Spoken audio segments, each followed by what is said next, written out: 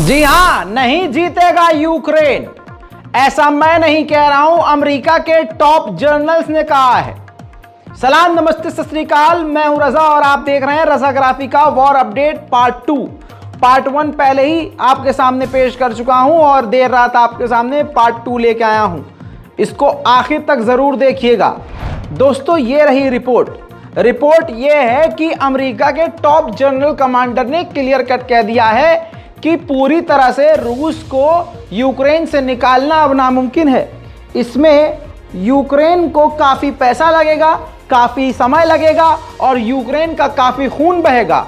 और इतना कुछ करने के बाद भी पूरी तरह से रूस को और रूसियों को पूरी तरह से यूक्रेन से नहीं निकाला जा सकता।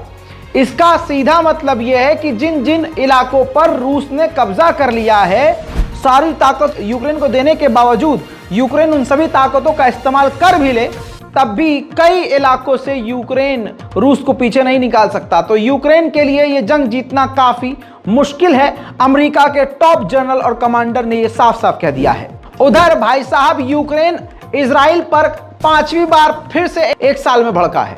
एक साल में 5वीं बार।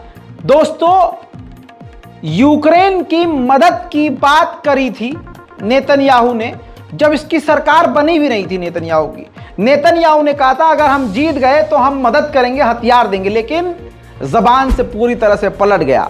इसी नेतन्याहू ने सरकार बनने के बाद ऐलान किया कि रशिया हमारा एलाई है, सीरिया में हम एक साथ उड़ान भरते हैं, हमारे फाइटर जेट एक साथ कई जगह ऑपरेशन कर सकते हैं और हमने बिजनेस के साथ साथ हमने सिक्योरिटी डील करी हुई है, हम ऐसे एक दूसरे के खिलाफ नहीं जा सकते। यानी सीधा इनकार यूक्रेन को हथियार देने का। दूसरी तरफ इसी नेतन्याहू सरकार ने यूक्रेन का गुस्सा शांत करने के लिए पिछली बार वादा किया था कि हम $200 मिलियन यूक्रेन को देंगे। वो भी नहीं दिया, हथियार भी नहीं दिए और न पैसा दिया। इस पर यूक्रेन के फॉरेन मिनिस्टर बुरी तरह से भड़के हैं और कहा कि ये जो इजराइल है अपना पाला नहीं चुन पा रहा है, ना अपना वादा पूरा कर पा रहा है, ना हमको मदद दे रहा है। अच्छा, एक बड़ी खबर ताजा आपको बता दूं, यूक्रेन के एंटी ड्रोन डिफेंस सिस्टम ने रूस के एक ड्रोन को मार गिराया है।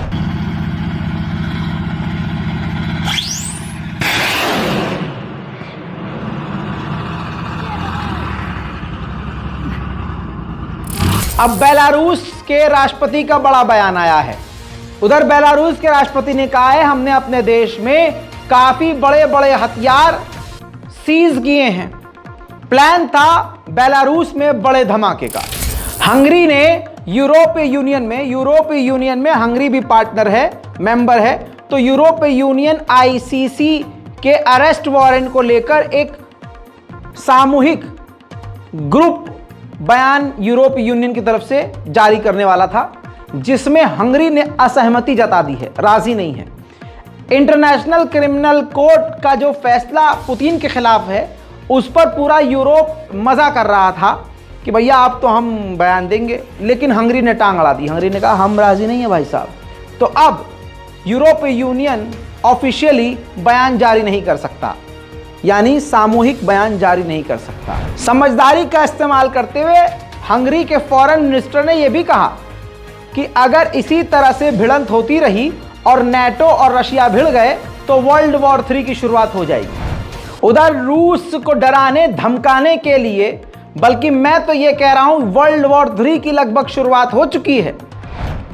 रूस को डराने के लिए ताजा तस्वीर दिखा रहा हूं। नेटो के देश के फाइटर जेट और अमेरिका का परमाणु बॉम्बर एक साथ हवा में उड़ान भर रहे हैं। यह रूस को डराने वाला और भड़काने वाला काम है। उधर खुद रूस की क्रेमलिन ने कहा है कि वेस्ट के देश यूक्रेन को पीस टॉक पर बात करने के लिए, पीस के लिए सोचने का भी टाइम नहीं दे रहे हैं। उधर यूक्रेन के बैखमत के इलाके में रूस बमों की बरसात कर रहा है।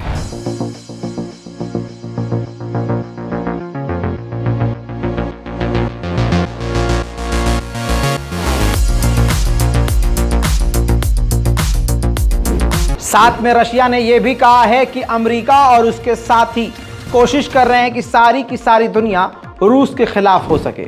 यूक्रेन में डोनेट्स्क का वो इलाका जहां पर रूस का कब्जा है, तो यूक्रेन ने उस रूसी ठिकाने पर बड़ा हमला किया।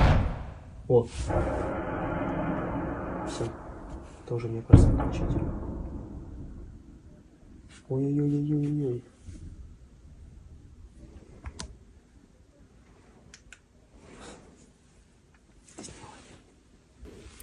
दोस्तों, रशिया ने बड़ा बयान दिया है। इस बयान को ध्यान से समझ लीजिए।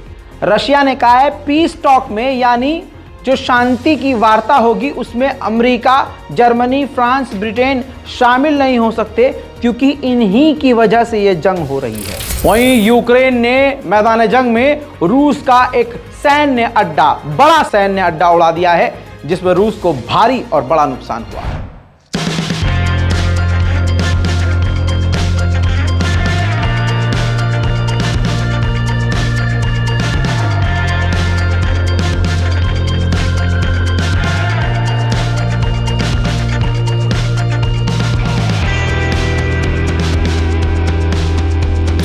जवाबी कार्रवाई में यूक्रेन के आदिव्का के इलाके में जबरदस्त हमला, बड़ा हमला रूस ने किया।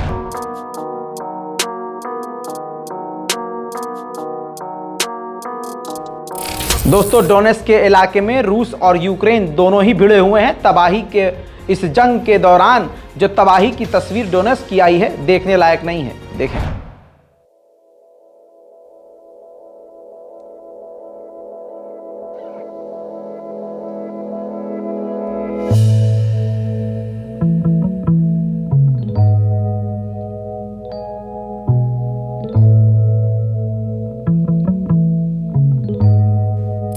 जो ऑयल टैंकर और जो पुराने जमाने के शिप हुआ करते थे, जो बैन हो चुके हैं, रशिया उनका इस्तेमाल कर रहा है पाबंदियों को बाईपास करने के लिए।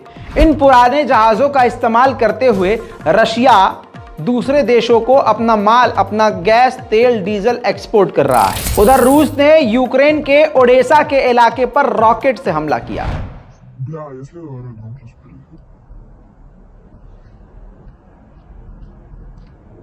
Сейчас ебанет, рот. Сейчас ебанет.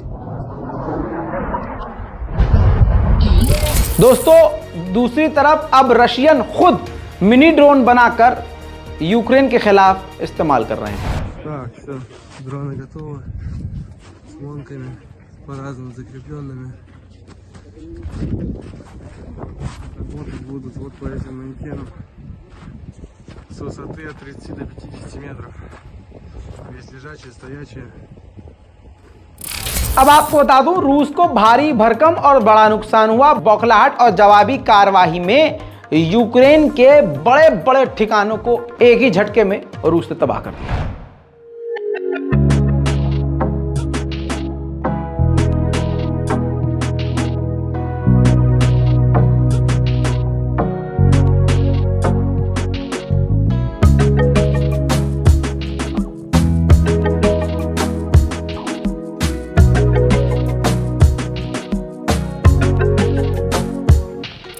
दोस्तों, यूक्रेन और रूस के ये थी ताज़ा आपको जानकारी जो मैंने दी है। इस पूरी रिपोर्ट पर अपनी राय कमेंट में ज़रूर लिखिए, रिपोर्ट को शेयर भी कीजिए, और अगर आपने हमारे चैनल को सब्सक्राइब नहीं किया है तो लाल बटन जहां पर सब्सक्राइब लिखा हुआ है, हाँ, सब्सक्राइब जल्दी से कर लीजिए, फ़ायदा है। जय हिंद।